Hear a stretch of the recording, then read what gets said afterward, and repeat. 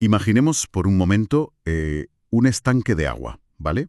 Un estanque perfectamente cristalino en absoluta calma. Y queremos medir su temperatura exacta con, digamos, una precisión milimétrica. Ujú. Pero claro, el problema es que el único termómetro que tenemos a mano es pues un bloque de metal enorme que pesa 10 kilos. Al lanzarlo al agua, Al lanzarlo destruyes toda esa calma. exacto, o sea, el enorme impacto destruye por completo esa tranquilidad que, paradójicamente, era lo que queríamos observar. Claro, el simple acto de introducir el instrumento de medida ya altera las corrientes, la superficie, vamos, la temperatura misma del agua. Es un problema clásico, fíjate en la investigación científica. El observador interfiere con lo observado. Eso es. Y cuando hablamos del cerebro humano al límite de sus capacidades, o sea, en el alto rendimiento, esta interferencia es un obstáculo casi insalvable. Pues con esta imagen damos la bienvenida a este análisis a fondo. Hoy desgranamos un artículo, la verdad, interesantísimo, que aborda precisamente este dilema, pero aplicado a la mente de los deportistas de élite. Sí, es un texto fascinante. Hablamos del estudio que se titula Machine Learning-Based Classification of Alertness Levels in Elite Shooting Athletes Using Heart Rate Variability. Ujú. Ha sido publicado por Yaoyao Lu, Jung-Kyu y Yanan en el Journal of Sports Science and Medicine, esto es del año 2026, en el volumen 25, páginas 476 a 486. Y bueno, salió publicado el 1 de junio de 2026. Datos muy recientes, sí. Sí, sí. Y la misión que tenemos hoy, para quienes nos escuchan, es descubrir cómo la ciencia está de alguna manera combinando los latidos del corazón y la inteligencia artificial para leer la mente de los tiradores de élite. Que suena a ciencia ficción totalmente. Suena de locos, o sea, predecir su nivel de concentración en tiempo real, pero de forma completamente invisible, sin interrumpir su entrenamiento en absoluto. Y es que el deporte de precisión, requiere un estado psicofisiológico de una estabilidad extrema, ¿no? La más mínima perturbación arruina el disparo por completo. Ya te digo, Lograr extraer datos de ese cerebro sin sacar al atleta de su, digamos, zona o su estado de flujo ha sido siempre un rompecabezas científico brutal. vale, pues analicemos esto, porque antes de meternos en los entresijos de los algoritmos y las señales cardíacas, eh, creo que hay que entender por qué medir la concentración es un desafío tan monumental. Claro. En el tiro con rifle o con pistola a 10 metros, el estrés competitivo lo arruina todo.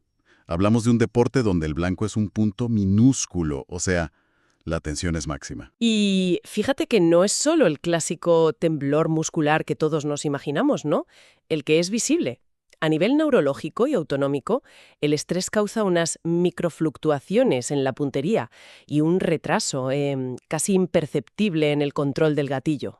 Ostras. Sí, sí, un milisegundo de duda significa pasar de colgarse un oro olímpico a quedar fuera de la final. Así de duro. Madre mía. Y claro, me imagino que los entrenadores saben esto e intentan medir de alguna forma si sus atletas están perdiendo el foco. Lo intentan, claro, pero los métodos tradicionales son francamente deficientes. Suelen recurrir a cuestionarios subjetivos, como el MFI 20 o el VAS. Que son como escalas, ¿no? Exacto. El atleta marca en un papel cómo de fatigado se siente en ese momento. Pero a ver, eso tiene un sesgo evidente, ¿no? Yo me pongo en la piel de un atleta hipercompetitivo que se está jugando su carrera y, vamos, casi nunca va a admitir ante su entrenador que está perdiendo la concentración. Claro, no te van a decir, oye, estoy agotado mentalmente. Tienen ese sesgo de autopercepción. Y además, carecen de continuidad. Ujú. O sea, no le puedes pasar un formulario de papel a un tirador cada 3 minutos mientras está apuntando con el arma. Es ridículo. Entonces la alternativa son los métodos fisiológicos directos. Tecnologías como el electroencefalograma, el famoso EEG, o el seguimiento ocular con cámaras. Pero claro, ahí volvemos de lleno al problema del estanque y la piedra de 10 kilos. Justo eso. Ponerle un casco lleno de cables, gel y electrodos a un tirador, o unas gafas súper pesadas de seguimiento ocular, es que le restringe el movimiento natural por completo. Totalmente. Altera el centro de gravedad de la cabeza, la postura del cuello, vamos, hasta la forma en que apoya la mejilla en el rifle. Claro, y leía en las fuentes que existe una prueba, el test de vigilancia psicomotora, el famoso PBT, que se considera el estándar de oro. Así es. Pero sinceramente me cuesta entender cómo encaja esto aquí. O sea, si el atleta tiene que parar de disparar para mirar una pantalla y presionar un botón, Ya le has roto la concentración. claro, le destrozas el entrenamiento. Esa es precisamente la trampa del PBT en su uso tradicional. En un laboratorio es impecable, ¿eh? Mide el tiempo de reacción puro ante un estímulo visual. ¿Vale? Pero si le pides a un atleta que deje su arma a un lado para hacer el test, estás interrumpiendo el flujo. Pierde por completo lo que en ciencia llamamos validez ecológica. No sirve para capturar lo que ocurre mientras ejecuta su técnica real bajo presión. Entonces, esto plantea una pregunta importante para quienes nos escuchan, ¿no? ¿Qué señal biológica podemos capturar desde fuera, sin tocar ni molestar al atleta, y que nos sirva de espejo de lo que ocurre en su cerebro? Y aquí es donde la investigación da un giro brillante. La respuesta que proponen estos investigadores es la variabilidad de la frecuencia cardíaca, la VFC o HRV en inglés. HRV, sí. Usando un simple reloj o una banda de pecho comercial, de estas como el Polar B800, abre una ventana perfecta al sistema nervioso autónomo del atleta, en tiempo real y sin estorbar. Conviene hacer una distinción técnica aquí, creo yo, porque no estamos hablando de la frecuencia cardíaca básica. O sea, no son los típicos latidos por minuto que te marca la cinta de correr del gimnasio. No, para nada.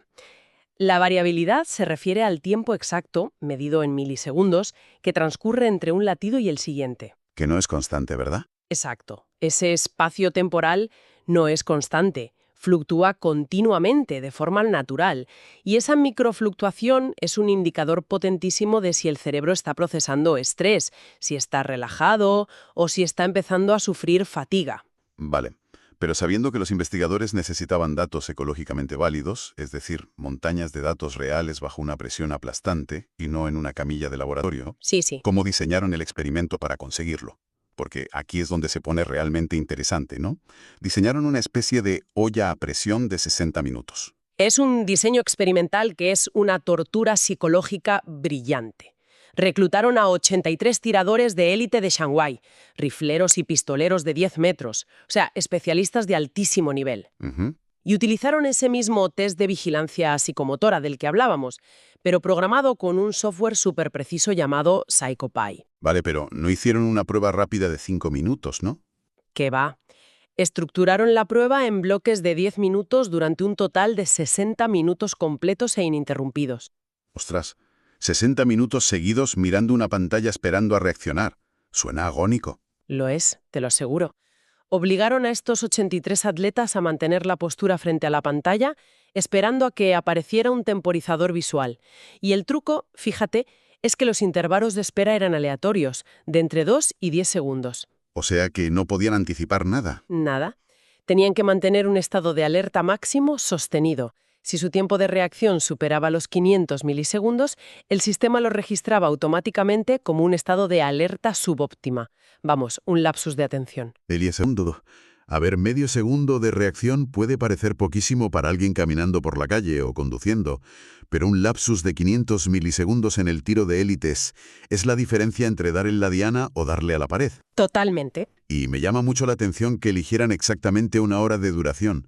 Supongo que no es un número arbitrario. Para nada. Imita exactamente la estructura temporal de una prueba real de tiro de 10 metros, donde se requiere apuntar, controlar la respiración y apretar el gatillo repetidamente y sin descansos durante más o menos ese tiempo. Ah, claro, replicaron la fatiga de la competición. Exacto. Y un detalle metodológico vital.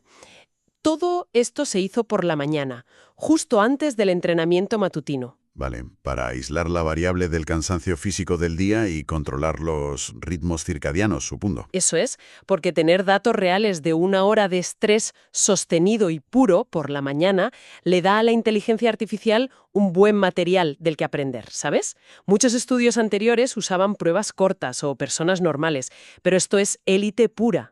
Y claro, los resultados mostraron fatiga real.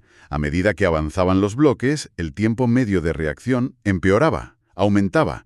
Y esos tiempos del 10% más lento, los famosos lapsus, crecían un montón. Así es, y esto nos lleva a que ya tenemos los datos del corazón y sabemos cuándo perdían la concentración exactamente en el test. Pues aquí el algoritmo entra en escena, ¿no? Porque tenemos a 83 atletas mentalmente exhaustos y montañas de datos. ¿Cómo conectamos esto con Machine Learning? Pues probaron 4 algoritmos distintos: máquinas de vectores de soporte, o SVM, Random Forest, XGBoost y AdaBoost. 4 pesos pesados, vamos. Ada y baja. Como un semáforo verde, ámbar y rojo. Exacto, pero falló estrepitosamente. La clase moderada casi no era identificada por la máquina. Tenía un recall, que es una métrica de precisión, bajísimo, de entre 0.02 y 0.15. ¡Qué barbaridad! ¡Súper bajo! Sí, creaba una enorme confusión en las fronteras de los datos. La máquina no sabía qué hacer con esos estados intermedios. Es que supongo que el estado de alerta moderado genera señales cardíacas con muchísimo ruido, ¿no? Se solapa con las otras dos. Eso es.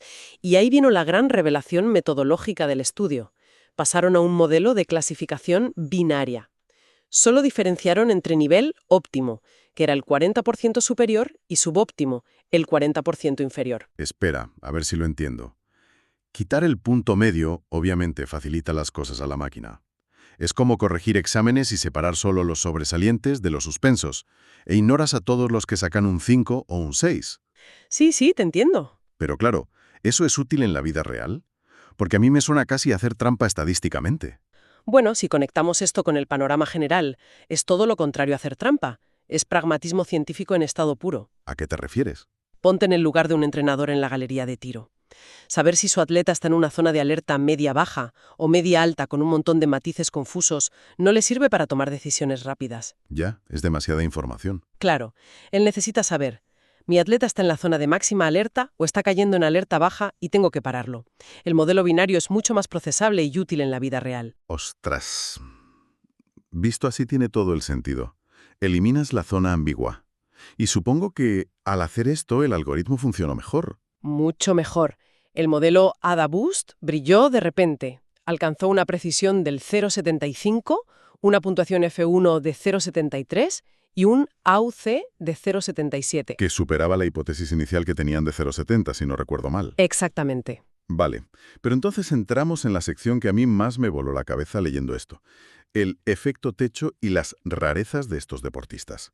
Porque, ¿qué estaba mirando exactamente la inteligencia artificial dentro del latido para adivinar la concentración? Pues para saber eso, los investigadores usaron un análisis llamado SHAP, que sirve para interpretar las decisiones del modelo, y descubrió que había 2 predictores clave en el corazón: A ver, el porcentaje de muy baja frecuencia, o VLF por sus siglas en inglés, y la proporción S de 2 partido por S de 1. Y lo más curioso, mayor porcentaje de VLF significaba, sin lugar a duda, un menor nivel de alerta en el tirador. espera.